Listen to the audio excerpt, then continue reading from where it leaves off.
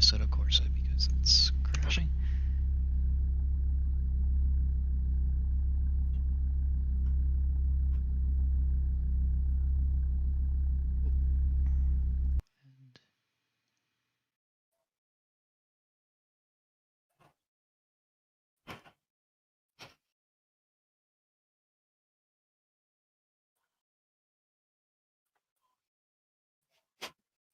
Well, I just attempted a good old slide job and ended up taking 2 people out. Okay. That's when you drift up the track, right? Trying to gain speed. Yeah, whenever you dive underneath somebody and drift up the track to get ahead. Mm-hmm.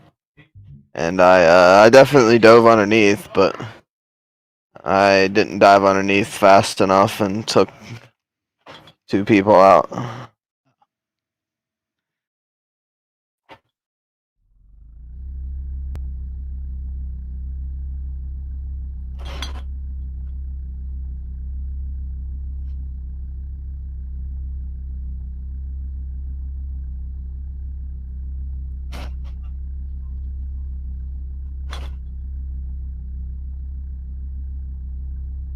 I'm just gonna take an Audi Quattro on a mountain pass and just have a nice relaxing time.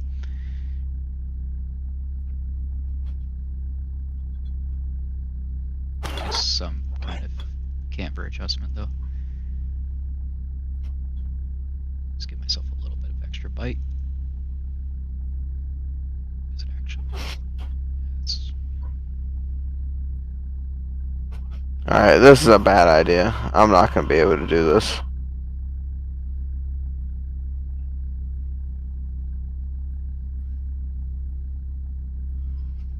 Turn left and pray.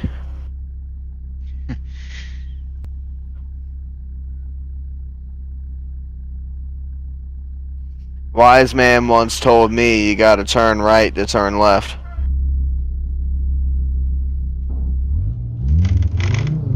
Ah, screw it. I'm not that far off pace, I don't think. I just can't drive it.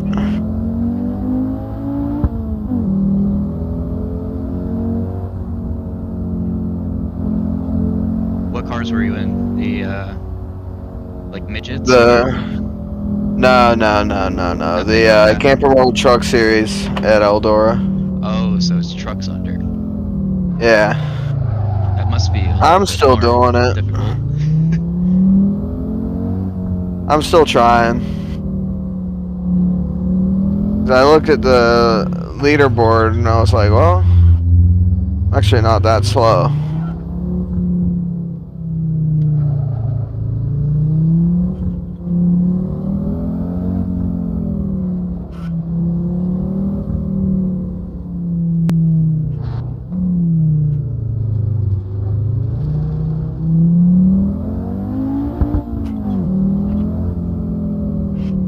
If I can just figure out the whole not hitting the wall thing, it'd be great. Yeah, actually, all I'm gonna do is murder my safety rating if I do this. This is a bad idea.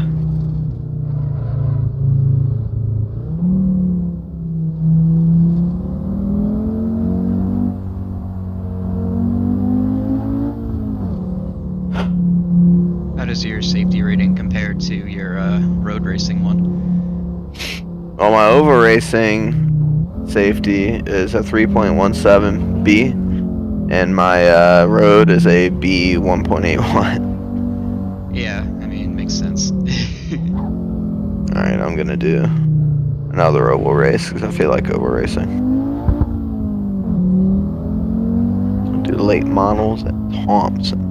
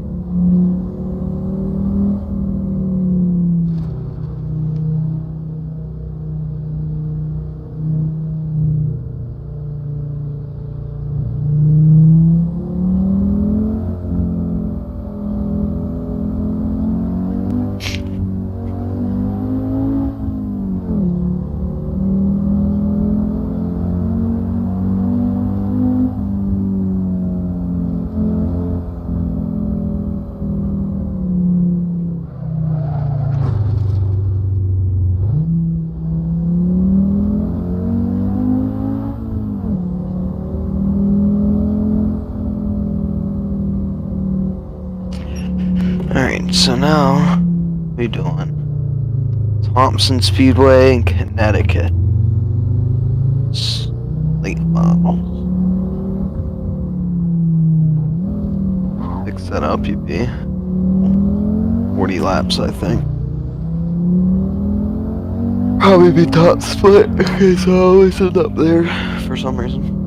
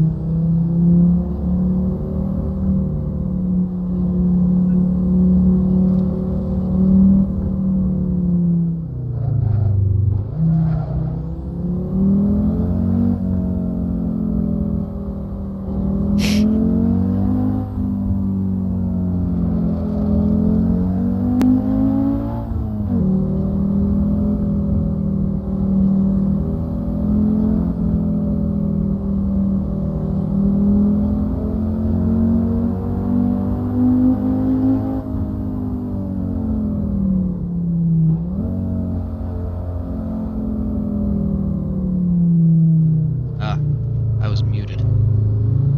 I've been talking this whole time and I've been talking to no one. It's great.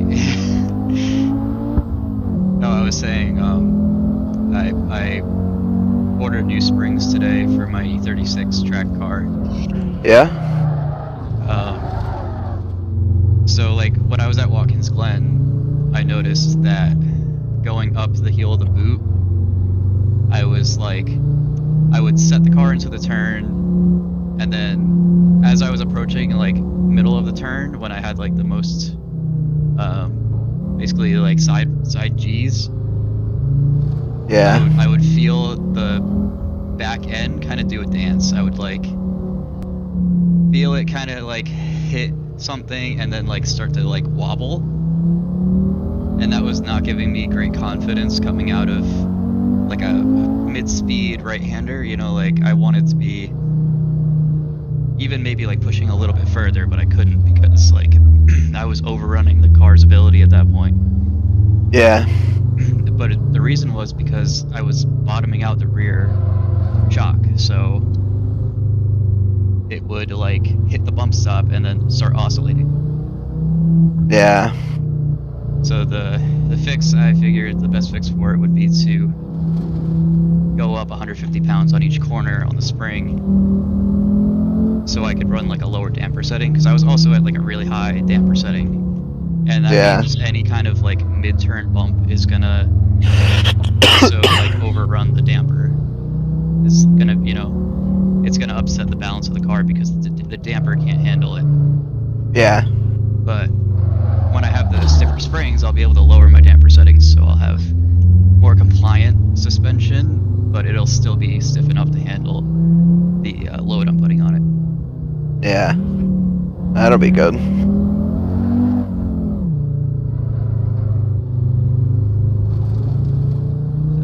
yeah, I think it'll definitely help me shave a little time off. Not that I was going slowly, but Yeah. it would help. It's always good to improve. Yeah, I mean, I just want to have a good car under me. That's basically all, you know. It doesn't have a ton of power, which I don't need yet, you know. I'm a beginner. I should have a safe amount of power, and I do right now, so. Yeah, exactly. If you go too much power to begin with, you're gonna end up hurting yourself.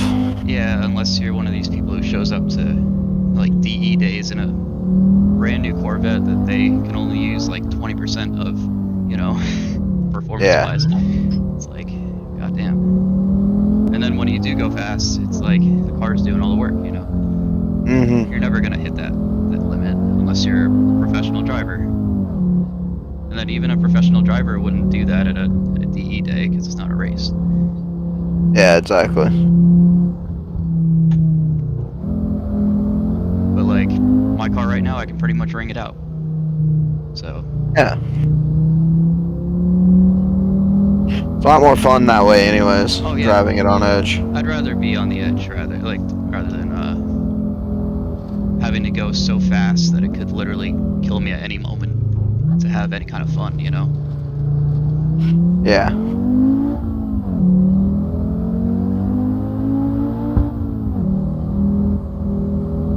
People are sitting there like, oh, my Shelby GT500 was too powerful for the track. I need to get a Porsche GT3. You know, like, what the hell?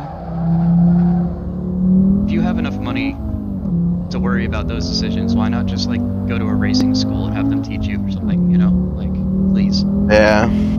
Spare me the trouble of having to see you at the track in your expensive car, just giving me a point by because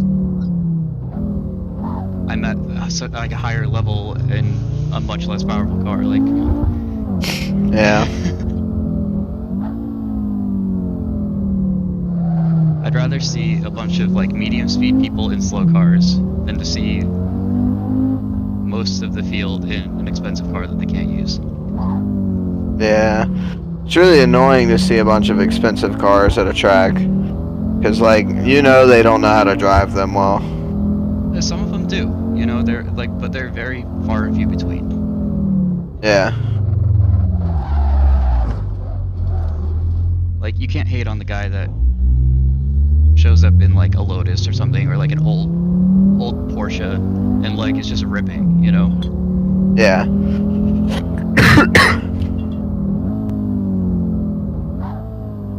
My bad, my bad. Like, I will gladly give you the point by if you're like If you're faster. way faster than me in a much faster car. Like, I'll give you the space. Just, you know.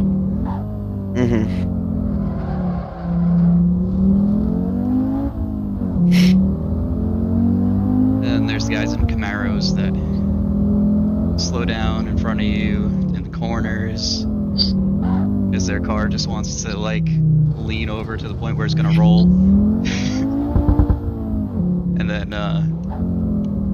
And then they pull away from you in the straights because they have 400 horsepower. Then you get to the next corner and they brake halfway down the straight because they're scared of going 140 miles an hour.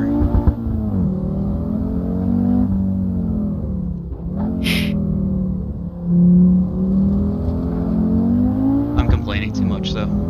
It's just fun to be out there in the car. Yeah. And that's the big thing. It's just getting out there and having fun in the car. And learning too. I do a lot of learning. Yeah, exactly.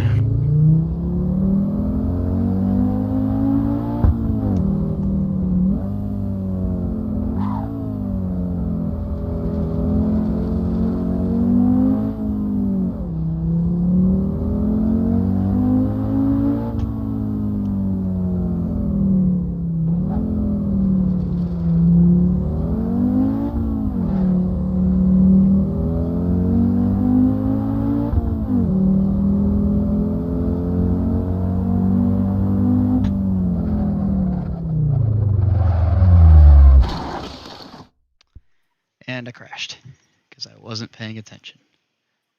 F. I really, yeah. I'm gonna get a car with better brakes. Because I'm incompetent and I need better brakes. Driving 911 GT3R. I don't know about that. Okay, drive a new Supra. Is that even in Assetto Corsa? I'm sure somebody's made one. I'm sure I could download one, but I don't want to do it right now. Yeah. Maybe an Elise, a Lotus, an Exige. Mhm. Maybe a lease. Elise. That'd be fun. Yeah, the Exige is a little bit on edge. The Elise Yeah. is a little bit like approachable.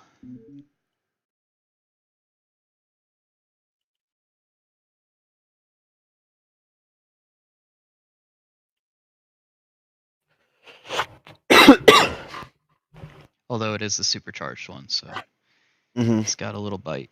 I should do my adjustments.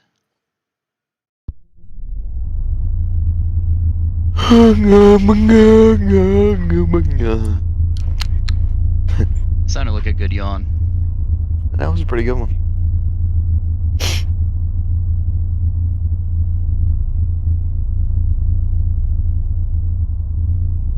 I am not fast here.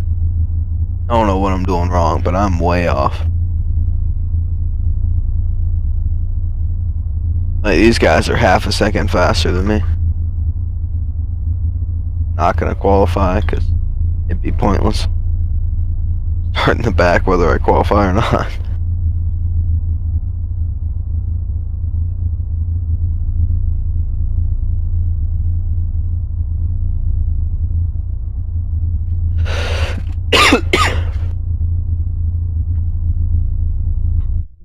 Okay.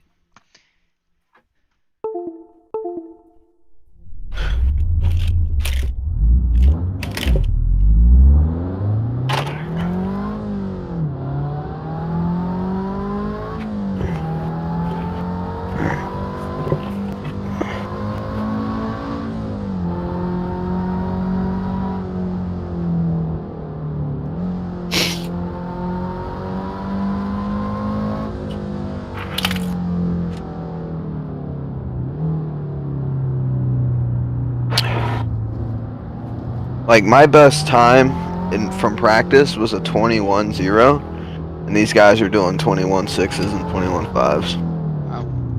I don't know how to keep up with that.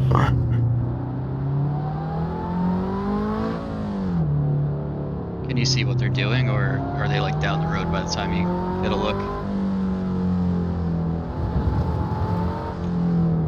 I just haven't really been behind them. I mean, like, in practice, I was catching a group of cars that were in front of me, Mm-hmm. but at the same time, that group of cars that were in front of me were, like, probably not anybody in this split, you know? Yeah.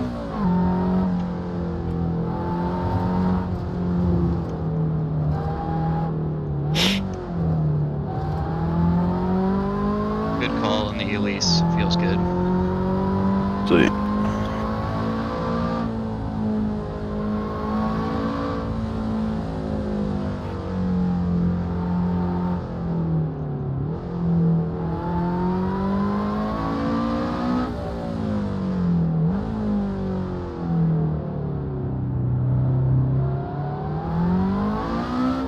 Oh.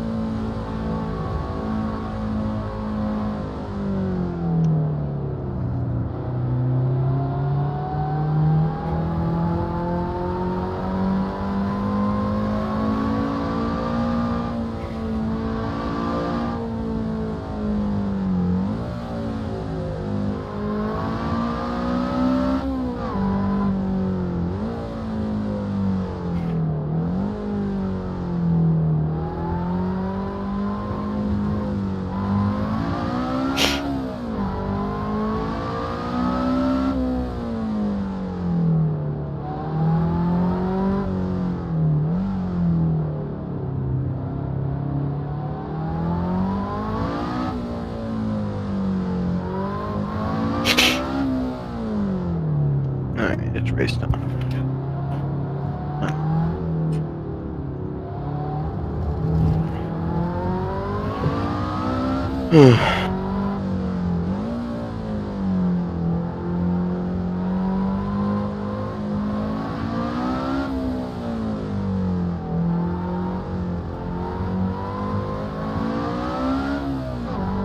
I don't remember if they're a caution series.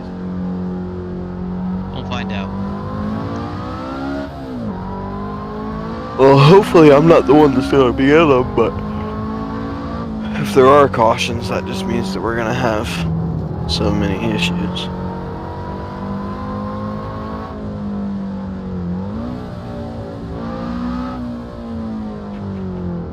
At least I'm right at the back. I mean, I'm 14th out of 15.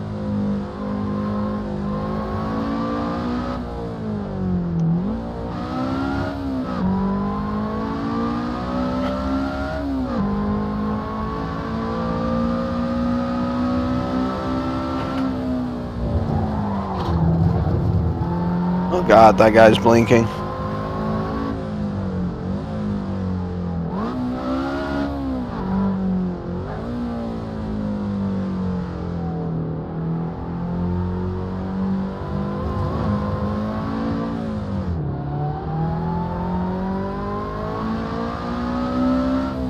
Cockpit in this thing is so dark in night races. Oh my God. It's like completely black. The only thing I see are my gauges.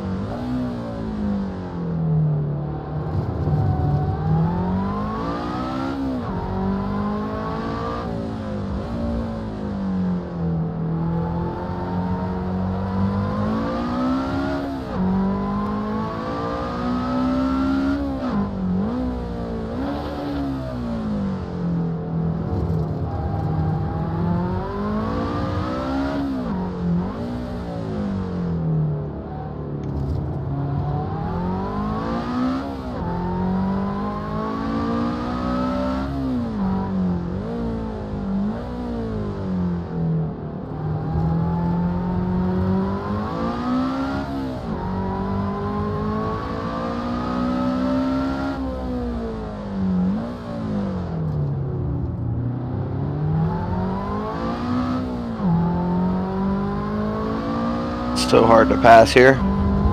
My God. Top's faster than the bottom, so if you get under somebody, you just can't even make the pass. Does that mean people defend a high line? Yeah.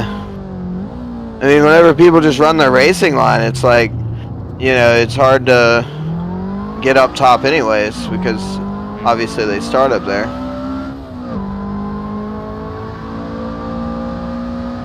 This guy just disappeared that I was racing against. I don't know where he went.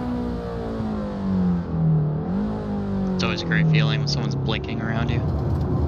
And he just completely disappeared. I don't know where he went.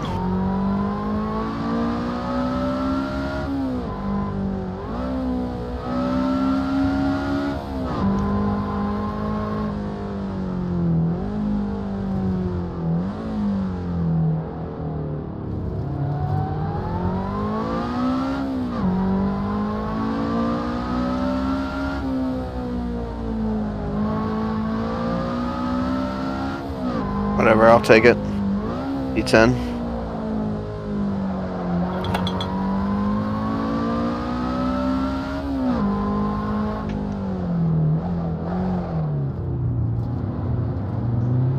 Yeah, he disconnected. Oh, okay.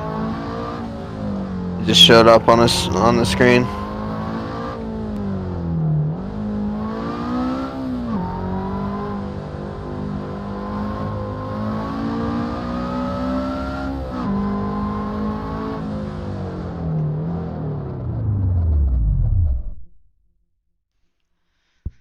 Well, that's a lap.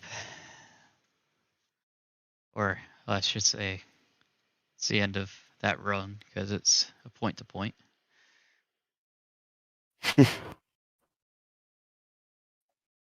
13.5 minutes. I'm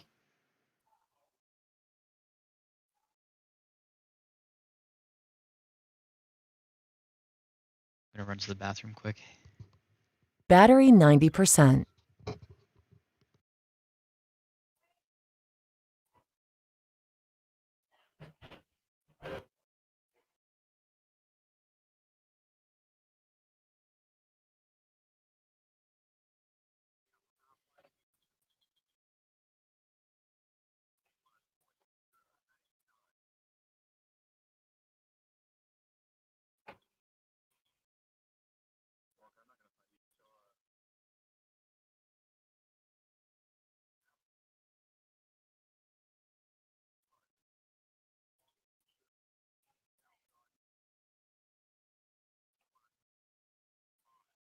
Alright, P9.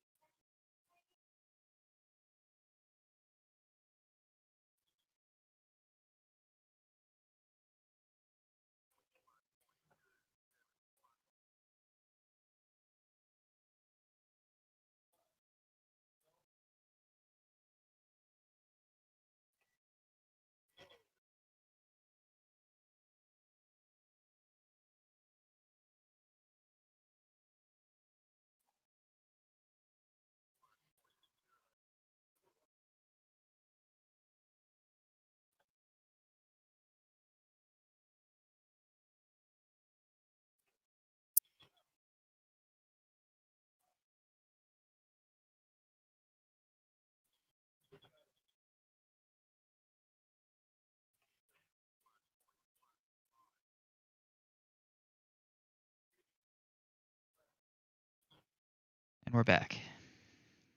Welcome back. Made my way into P9, but P8's like 3 seconds up the road with 15 left, so I'm not getting to that guy. How long are those tracks? Like half a mile? Yeah, this one's a half. It's got pretty long straights and tight turns. The turns have progressive banking, which is why the top's faster. Mm-hmm. Alright, I need a different car now.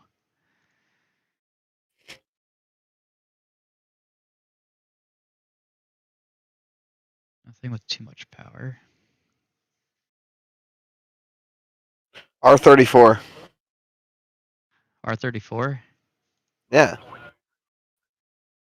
What color? Purple?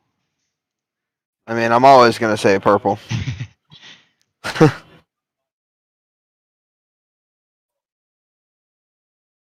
I really like the gray, actually. The Yeah. Millennium Jade is cool.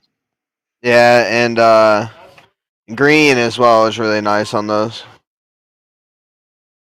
There's Sonic Silver, Silica Breath, which is like a dusty looking gray. And then there's Millennium Jade. It's like a beautiful, like, greenish gray. Oh, that's nice, yeah. Yeah, I'm gonna take this.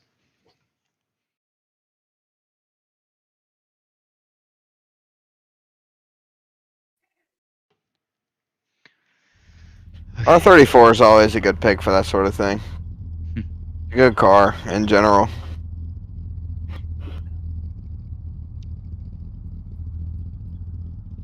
Plus, I mean, who doesn't love an R34? You know, Sadists? I never had anything against them. I don't know. I mean, they're cool. They're always gonna be a cool car.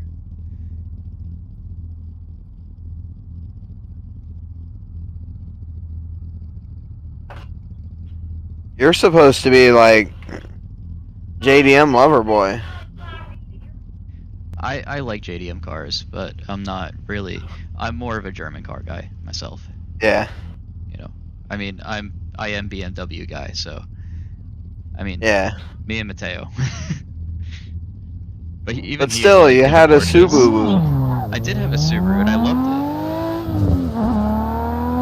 I'm just really not. I'm not into like the full like turbo flutter, like flames out of the exhaust, that kind of thing. Like that. Yeah, I'm not into that sort of thing, but I still love JDM cars. Yeah, no, they're awesome. Like I watch, you know, like Best Motoring, like the magazine shows all the time. Yeah. A lot of those are on YouTube now. That's awesome. Or hot version. That's it.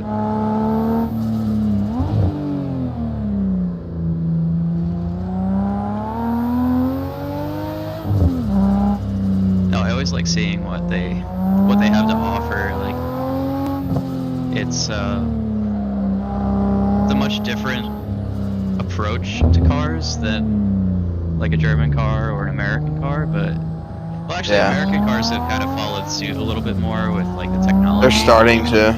Yeah, but like, you know, there's always going to be that divide between European and JDM. Oh, yeah. Until maybe like electric cars are big, but then you still have like Audi doing the big luxury sedan thing, and then I'm sure, you know, a Lexus hybrid or a Lexus, say, electric car would be, you know, luxurious, but they would do it in a much different way that would be more like sustainability or something like that, you know? Yeah.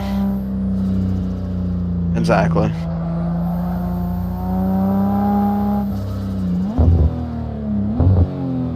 But, you know, I turn my head when I see an old Japanese car on the road. Even ones that weren't necessarily cool to begin with. Like, my parents had a 91 Nissan Stanza. Yeah. Had, like, a really peppy little four-cylinder, and it made, like, 162 horsepower or something around there. Like, it was a good little engine. Yeah. And it's a light car. And it's front-wheel drive. But it was like, I remember it being quick, you know? and my uncle bought one at the same time, and he kept his for much longer. But it started to like rot away because all early '90s Japanese cars are kind of, you know, they'll get rusty. Yeah. There's no way to avoid it. And the interior will deteriorate. Yeah, I mean there are always the like exceptions of people who took really good care of them or whatever, but Yeah. Most of the time there. I live in New Jersey. There aren't Gotcha. a lot of them here. There aren't a lot of rust-free cars there to begin with. Yeah, in general, it's tough, you know. The only ones are the ones that have 0 miles in the lot. Or you know, there are people who can afford to keep their cars like locked away for the winter, but you know, it's not usually the economy cars like the Stanza. That's not going to be a car you put away. You're going to use that thing year round, so.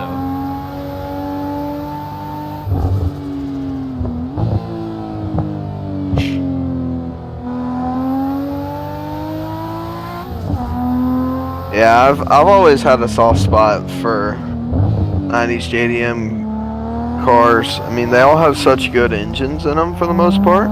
That's like the biggest thing. Absolutely. Because while Americans were still trying to figure out, oh, how do we make a large engine efficient, Japan was already like, hey, motherfuckers, we got 4 cylinders that are doing what your 8 cylinders can do. Like, come at us.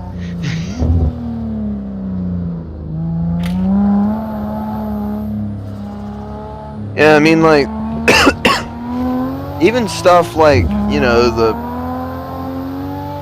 just the Toyota Corollas and stuff like that, too. I mean, all of those cars are just such wonderful cars in car culture. Yep. I mean, it's unbelievable that their economy cars from that point are still such amazing cars to people. Yeah, like It'd be like saying, sorry, go ahead. That'd be like saying an Equinox is a cool car. Yeah, no thanks. But I was just thinking like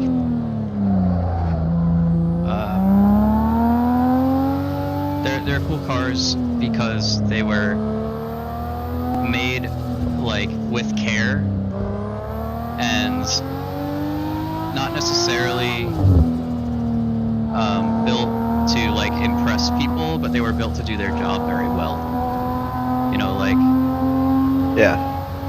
Americans were still trying to like be like, oh yeah, like the highest trim level has a V8, you know, we're still doing that thing, we're still giving bigger engines when you spend more on the car. Like, that's not how it had to be. And I think Japan really knew that, and they were like, we're gonna give you good performance out of an engine that you think is obsolete because it's smaller and more efficient. Like, you know, a lot of Americans were stuck in that like backward mentality of bigger is better, and it just wasn't. Yeah. I mean, that's the thing. Like, even stuff like, you know, a 4Runner is probably one of the best vehicles at doing what it does, you know? Like, it's such an amazing off-road, basically truck. Yep. And it's extremely reliable. It can tow a lot of stuff. Very good vehicle, but it does what it's supposed to do very, very well. I mean, if you look at like the American options for that sort of thing, I mean, you've got like Tahoes and shit like that, but even then, like a Tahoe, if you get a 4x4 Tahoe, it's going to be expensive, and they're extremely heavy, and they still don't do the job as well as a 4Runner. Although I think American companies, most of them are now moving ahead of like Japanese automakers, especially for trucks. Yeah. Because now they're starting to look at like integrating electric and giving all these features that are helpful for Americans, you know, because that's what they know. They know America. So it's like, you know, Ford F-150 Lightning, you can use it as a battery pack for your home. You know, that would be an amazing feature to have. Yeah. You just, hook it up to your garage power supply, and now you have a warm place to stay. Right? Like, it's amazing what they're thinking about. And, Nissan is giving us a Frontier that looks exactly the same as it did 15 years ago underneath, Yeah. It's like, why? I mean, the thing is like, so the Titan, I think it was actually called a Titan XD, which is funny. The ones that had the Cummins engines in them. Oh yeah. Those were. I didn't know they did that. So they snuck in and got the licensing for the Cummins in their trucks and kind of took it from Dodge for a few years. So they came out with this wonderful Titan with big 4x4 truck with a nice, wonderful Cummins engine in it. And it is such a good truck. Because it's got, it's got the Japanese reliability with everything else, but then it's got the amazing output and torque that you need in a truck like that with the Cummins engine that is also extremely reliable. See, I feel like American companies have been doing that for a long time, where they take from a Japanese brand, like they partner with them and they start learning from their technology, and they'll come out with like amazing cars like that. And then, but I feel like Japan hasn't really come over and said like, hey, like give us some of what you're doing with trucks, because we have the knowledge of how to do differentials and like parts that last and stuff like that. Yeah. I'd say that American trucks are like somewhat tough and reliable, but we all know the Japanese cars have always been more reliable, more like steady, safe. I mean, everybody knows Japanese cars are the most reliable cars that are built. Right. So, like, people say like, oh, but European cars are just built more exquisitely, so you have to take good care of them and they'll last a while. You can try to destroy Japanese vehicles and they'll survive. I mean, like, look at all those 90s Japanese vehicles and 2000s Japanese vehicles that have went 400,000 or 500,000 miles plus. Right. Like, you're hardly getting that out of European vehicles unless they are like stuff like at least 90s to turn of the century European vehicles, like, because of all of the technology and everything they were putting into them at such a like early time. They were trying to get ahead of everybody with the technology race. It ended up screwing up a lot of reliability on like Mercedes, for example. I mean, you know how terrible that suspension system is. Which one? The I don't remember what it's called, but it's the one that, like, if one hydraulic fluid line goes out, then everything needs replaced. It's like a series circuit of hydraulic fluid. Yeah, it's awful. Yeah. And like, see, that's just bad design. That's just no forethought. Yeah, I mean, like, there are good, reliable European cars, but you're not buying a European car for reliability. You're buying, most of the time, you're buying your European cars for luxury. Yeah, no, you're not wrong. It's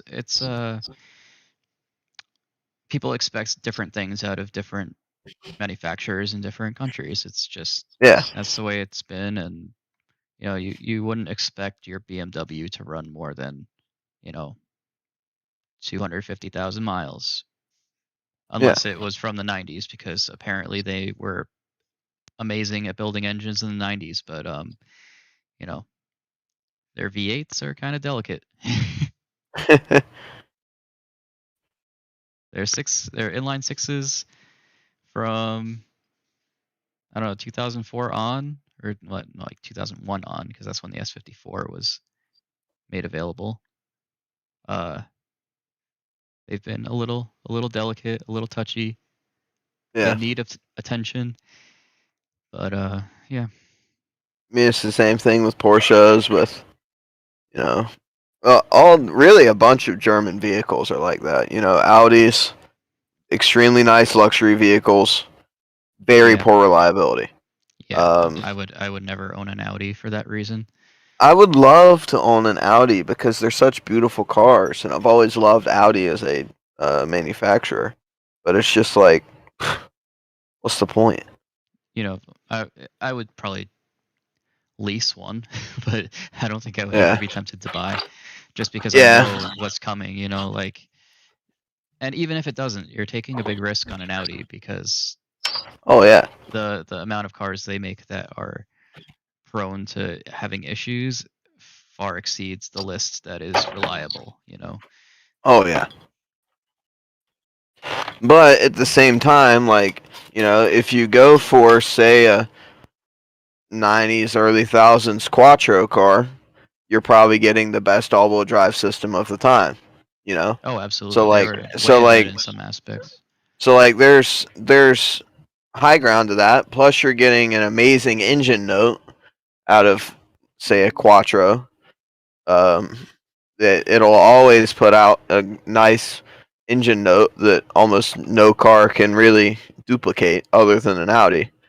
Um, which is why, like, Mustangs, for example, are so popular because of the way they sound. Yeah, that's a big part of it. I mean, to me, like, I've always liked Mustangs because of the way they sound.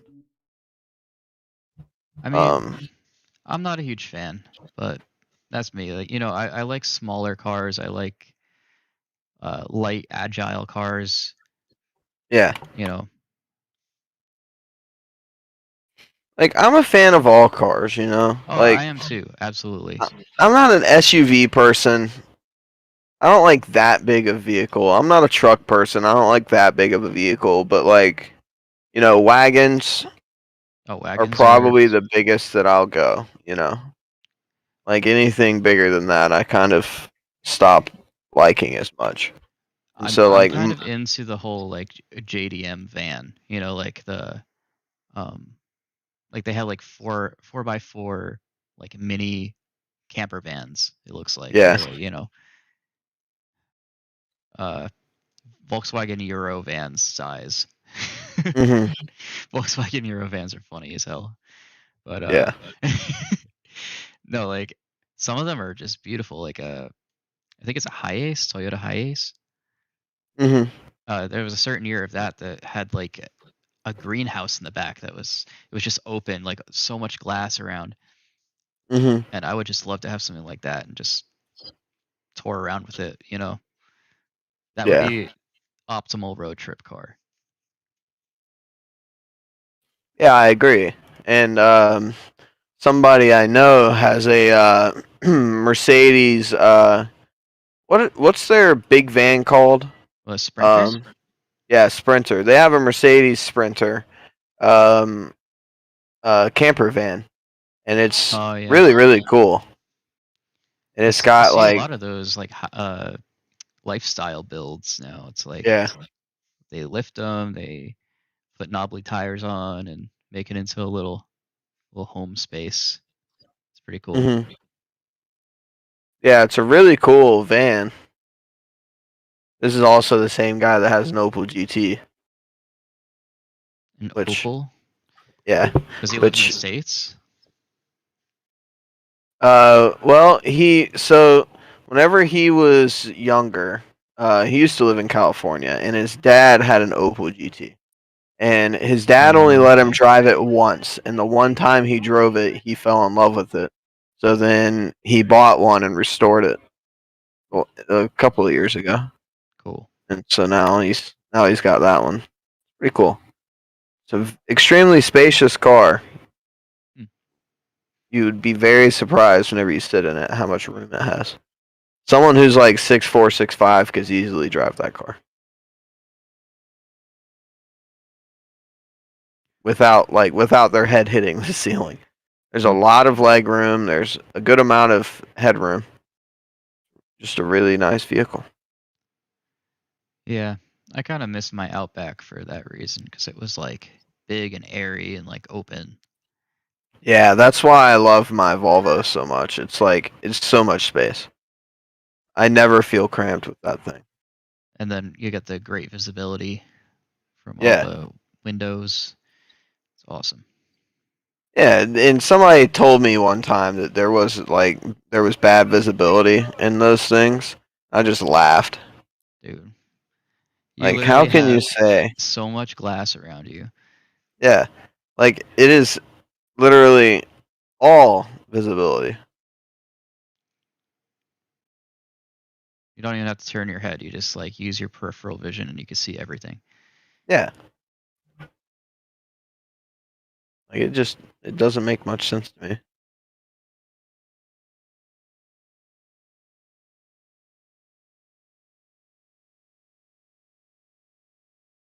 Some people are just dumb, I guess.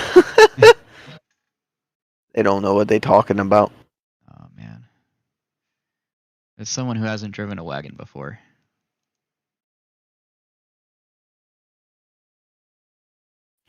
Yeah, I mean, people who haven't driven wagons before already deserve to just be like shunned from the world.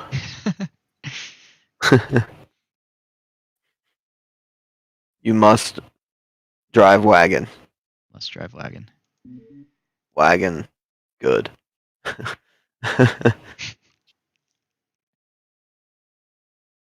That's what kind of attracted me to the Mazda 3 because although it's not really a wagon, it's like definitely big enough to be like usable Yeah. as that kind of thing. You know, like Yeah. I can't really fit as much as I would in my Outback because it's a little bit like the roof line. It just swoops down, so Mhm. you don't get a lot of like upper trunk space. But you can definitely fit some big stuff in there. Yeah. But then like you compare it to a Honda Civic and that's even bigger. So it's like Mhm. crazy how big cars have become.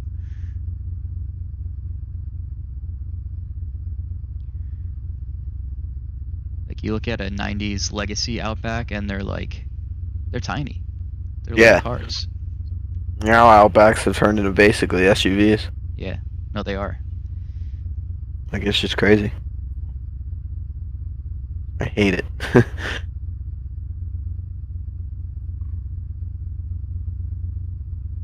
I want small Outback. Yes. I don't That want big Outback. that is the only acceptable Outback. Yep. Although my dad has a 2011 and it's the 36R. Mhm. It scoots. You know, it's not bad. It's just Yeah. they made it so soft. It doesn't feel sporty like the older ones did. Like the older ones still had a car feel. Like you could definitely tell that this was based on a sedan body. Mhm.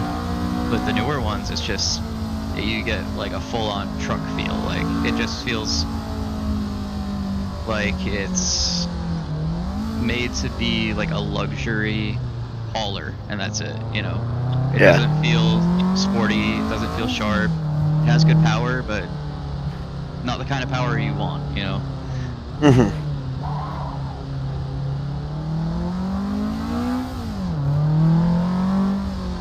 It's like, oh, maybe this could tow something power. Yeah.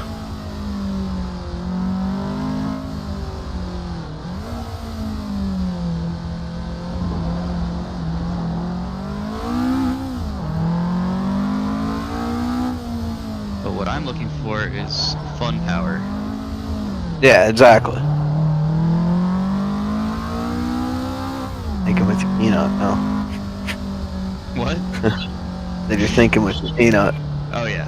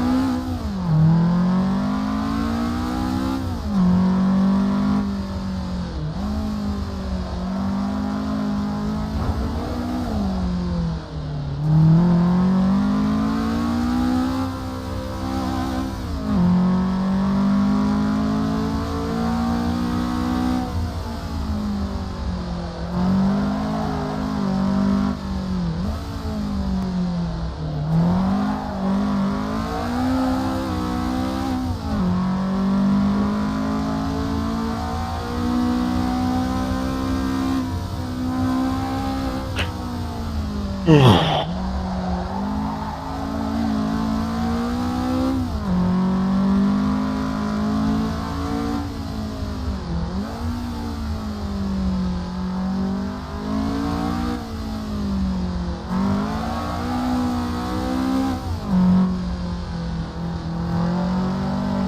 don't play Track Mania. I was watching a stream where Jimmy was playing Trackmania. Yeah. It looks cool, you know. I used to play it back in the day. Like the old, like first version of it. Or I don't even know if it was the first version, but I assumed it was. You probably played Trackmania Nation forever. Probably. I don't know. It was like open, and there, like, you could build on like a desert scene or whatever. You could drive off the edge of the map. Yeah, it might have been Trackmania 2. It was probably 2. Trackmania Nations Forever is the one that I got in on because that was the free version. So there was United. It might have been United because it had all of the different, things. But then like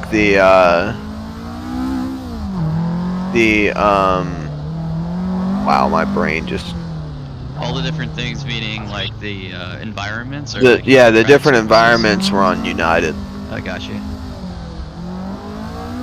When did they get like track surfaces going? So the stadium environment, which is what like Trackmania 2020 is, it was what the game started with, was this. Oh, okay. But like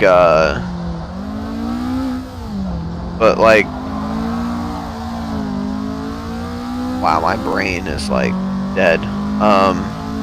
But like Trackmania Nations Forever is the game that really carried the franchise. Gotcha. I mean, it's what brought all of the attention and hype to the game that it got.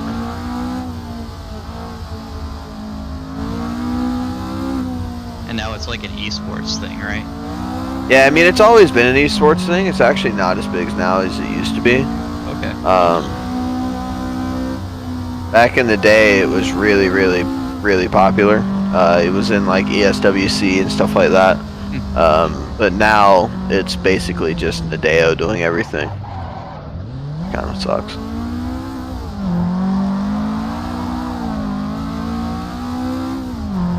But it's still, I mean, I follow so many different streamers and professional players on Trackmania.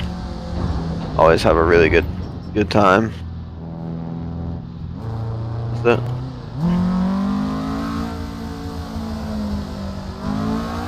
I really enjoyed it. Like when I played it as a kid, I would always just like make random stuff and like, you know, I think it had some kind of career mode where I could play through it. Yeah, it has a campaign. The new Trackmania 2020 is really nice because every season they come out with a new campaign. Oh, that's cool. Pretty cool. So like it keeps it all rejuvenated. I mean, obviously, like the old campaign maps, they were still like heavily hunted for world records and stuff. Yeah. But the new campaign maps are still hunted really heavily.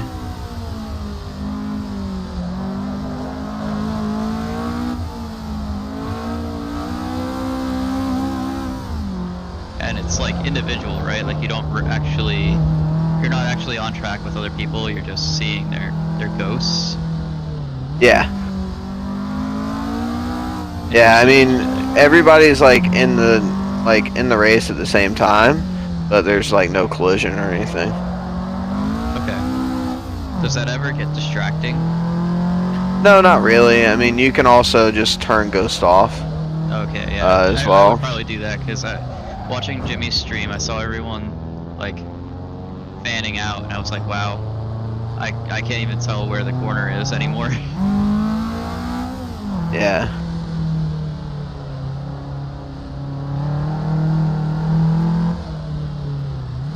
It's bad enough just following one ghost on a driving sim, you know.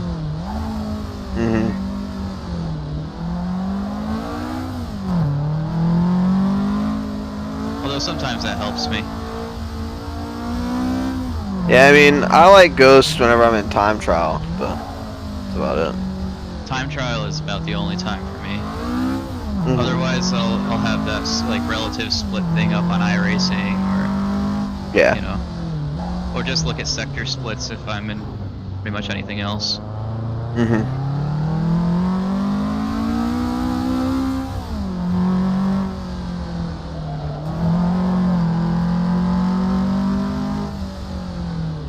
Like that's always, or actually, Project Cars 2 had it, like the live split. Yeah. So that was always helpful. Yeah, I like the live split on Project Cars 2 probably the most.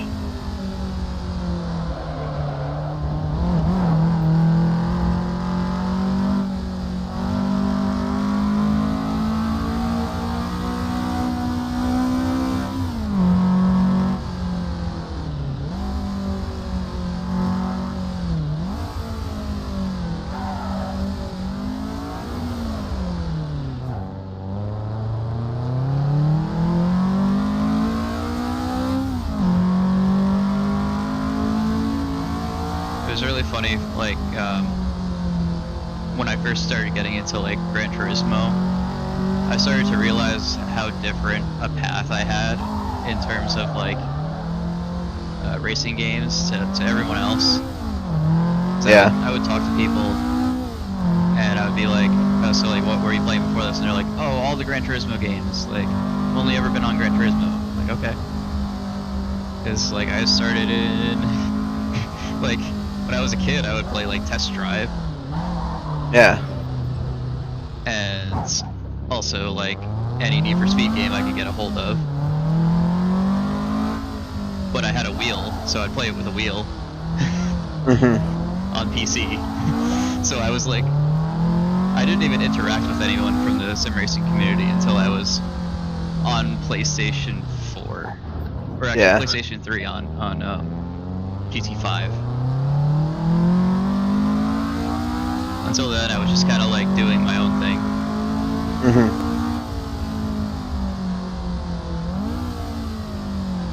Then, like, I'll mention games that people have, like, they just don't even, like, register, you know? Mhm.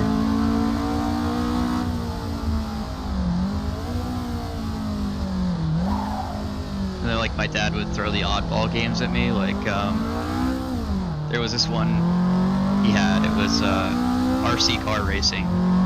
So it was, like, really weird. Third-person view, but you're, like, racing through environments that are, you know, you're racing down a street, but you're the size of a basketball, you know? Yeah.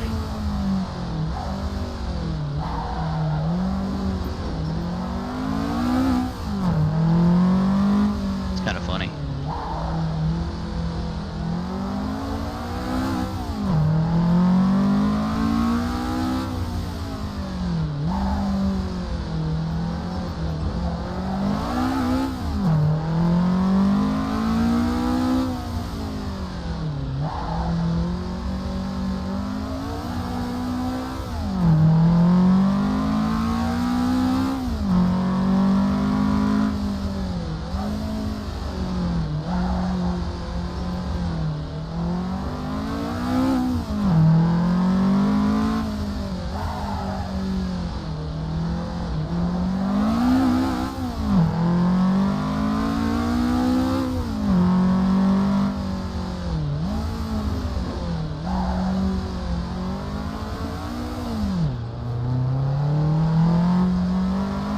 Did you ever play any Hot Wheels games?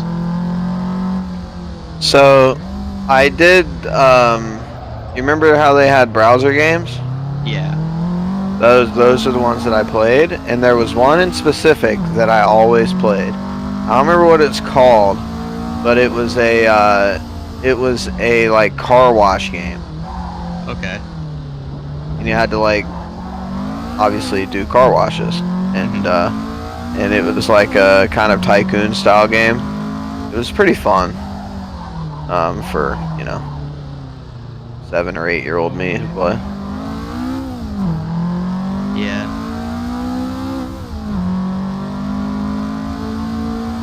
I always had fun doing that, but So my in dad, terms of anything else, not really.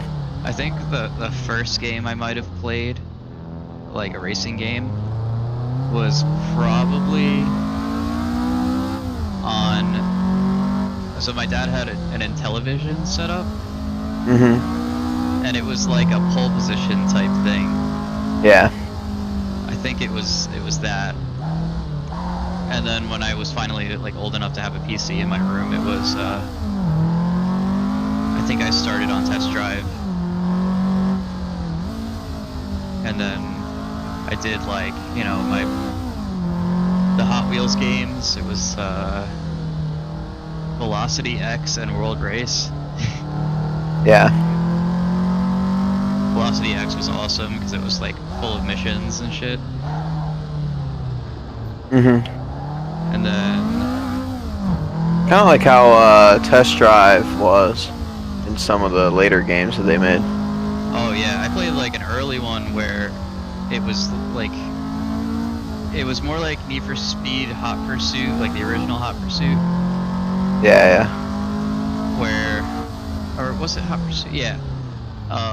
Where you're just kind of like driving through like a countryside environment. And I it's like remember it. straight up racing. Yeah. So that was fun. And then I think the next games I probably played were called Juiced. It was like a tuner game, like street racing. You could race for pinks. So I'd always like spec out a Viper and then race for pinks against like either another Viper or like one of the other top cars. And then I would like keep winning cars. But the thing is, that game was based on like a respect system. So you like had these 4 or 5 like team leaders, and you could like choose to race them for pinks. But if you like kept winning cars from them, their respect for you would go down, and eventually they just wouldn't race you anymore. So you had to be like strategic about where you got cars from. Yeah. I used to play I think it was called like it was Nitto 1320 something. It was a drag racing game. Nitto. Yeah, it was like a Okay. street drag racing game. Okay. And it was really fun. I thoroughly enjoyed playing it. And there were a bunch of different kinds of cars. You leveled up, you raced online. There was also like a story mode to it to gain money and stuff. And it was just a lot of fun. Sounds cool. Yeah, it was a good time. I feel like drag racing games nowadays are just mobile apps. And Yeah. all you do is press 2 buttons. Yeah, drag racing games these days aren't any good.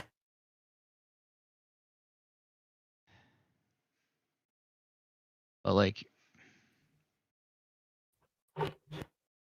I think I mostly played Need for Speed as a kid. That took up a lot of my time. But then, as the first game I got with my PS3, after a few years of not having like a computer, was Need for Speed Pro Street.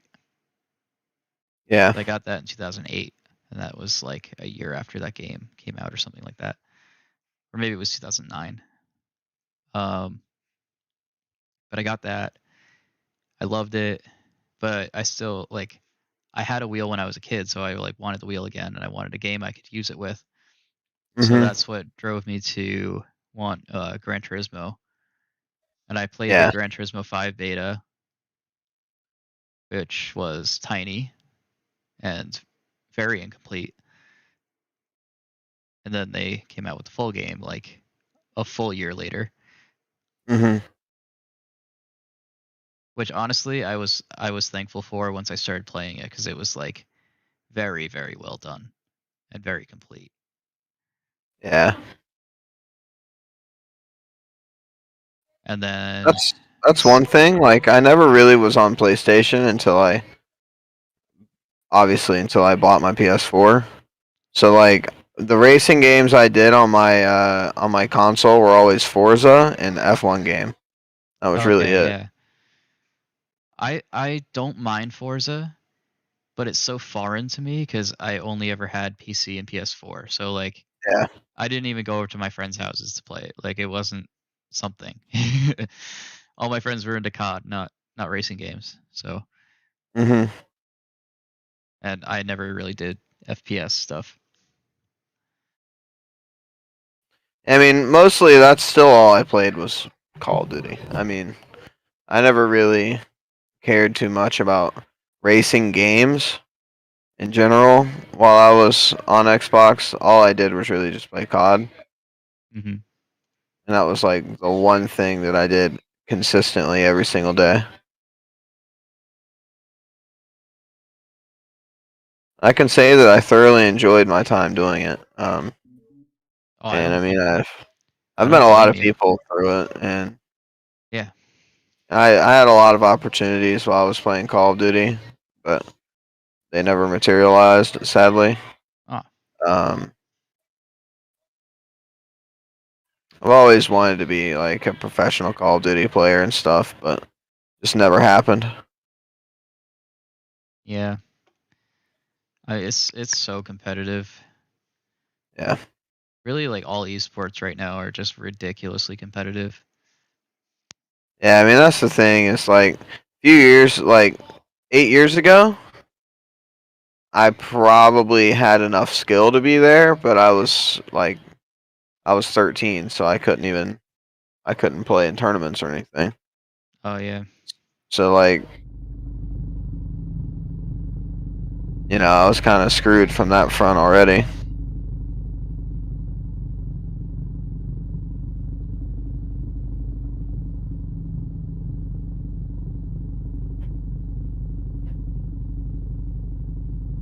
Yeah, Walker. I would never tell you this about anything else, but you started too young. Huh?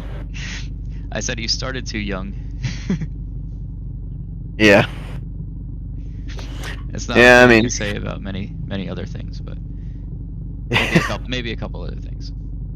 yeah, a couple other things. Depending on how young is too young. Right.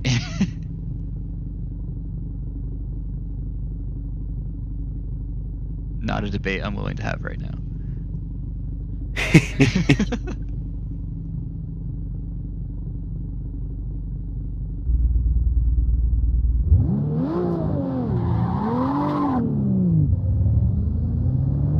Shit.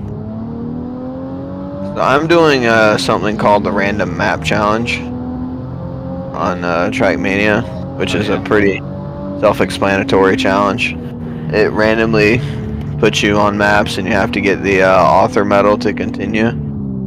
And you have like I think it's 40 minutes or something, or an hour. I'm not really sure. So the author And medal is it's like a time that you have to reach. yeah, so like the author medal is whatever the time is that the author did whenever they did the validation run for the track. Oh, okay. So like, because they have to do a validation run for it to be, because it has to be proven that it's like possible to do. Right.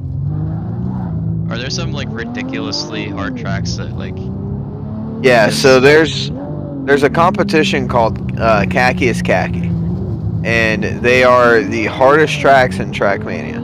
And basically, usually all of them are under 30 seconds in length, but they have like a really difficult trick attached to them, Mhm. which makes them so difficult of a track to complete. And so Right. there's always a competition every year, and only a few people complete all of the tracks. Like, this year, only I think 4 people completed all 60 tracks Wow. out of like thousands and thousands of people who attempted. That sounds like a fun journey. Yeah, I did it. I spent about 20 hours doing it one time, and I think I got around 30 finishes and then just kind of lost time to be able to do it anymore. I feel like that would be the equivalent of like golding every like driver medal. Like what's the thing in Gran Turismo where the license The tests? license challenges. Yes, license tests. Just gold starring every license test. Yeah.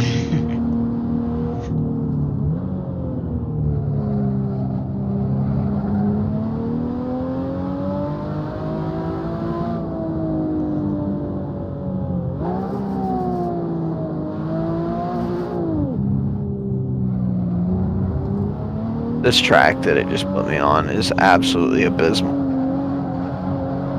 And what sucks is that the author time is 1/10 slower than the world record. Oh my god. I basically have to drive world record to pass this. That's I might be nutty. here for a while. I can get a gold medal, which is a little over 2 seconds slower, but I literally haven't finished yet.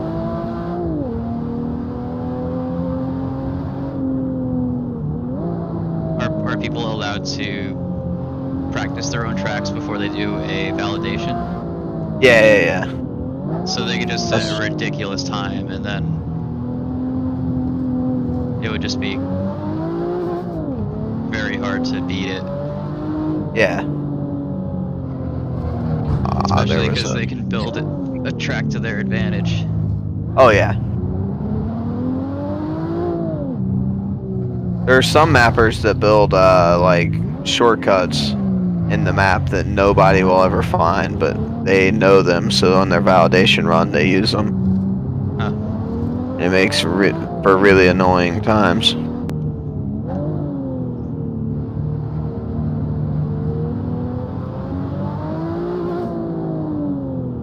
Have you ever seen the movie Ready Player One? Yeah.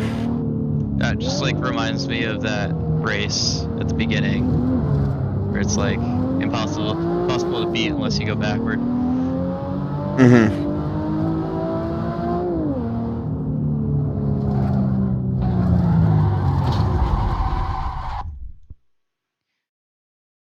Oh, I think I'm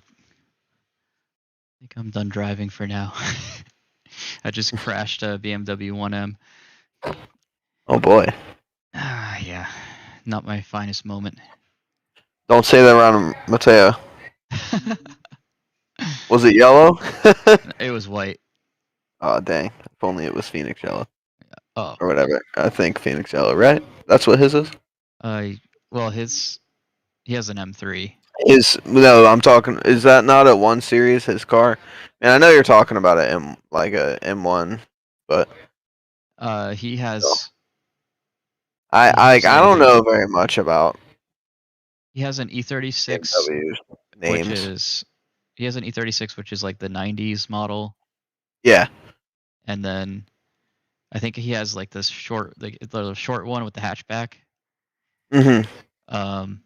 And then I think he has two E46s, which are like 2000, starting 2001, ending Yeah. 2007. So that would be like Volvo S60R years. Yeah. And yeah, one of them is Phoenix Yellow.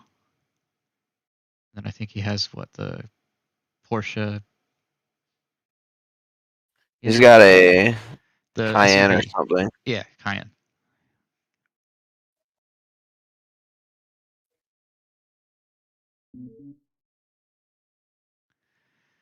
Yeah, that's a nice garage. Yeah, he's got a bunch going on there.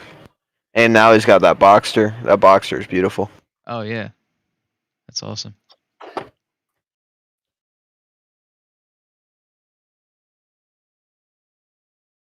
right, what else can I do?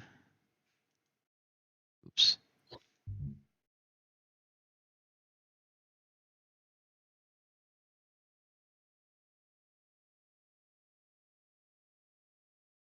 I can.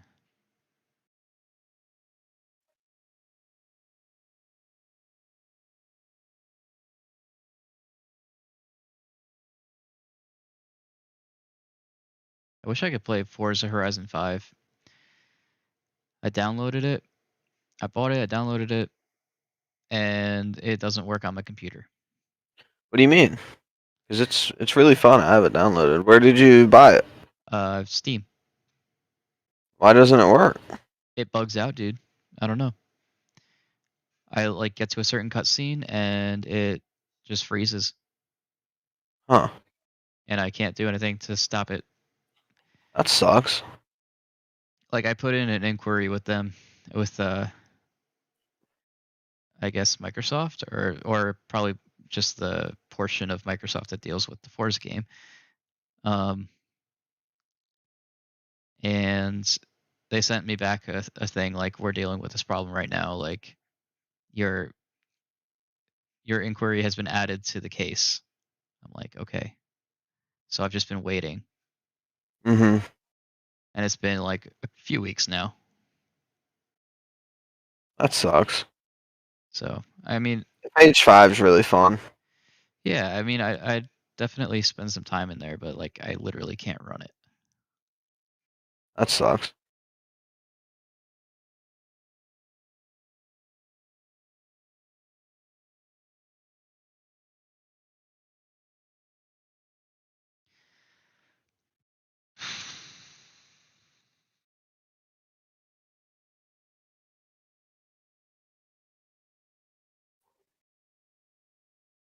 All right, I'm gonna shut down the stream.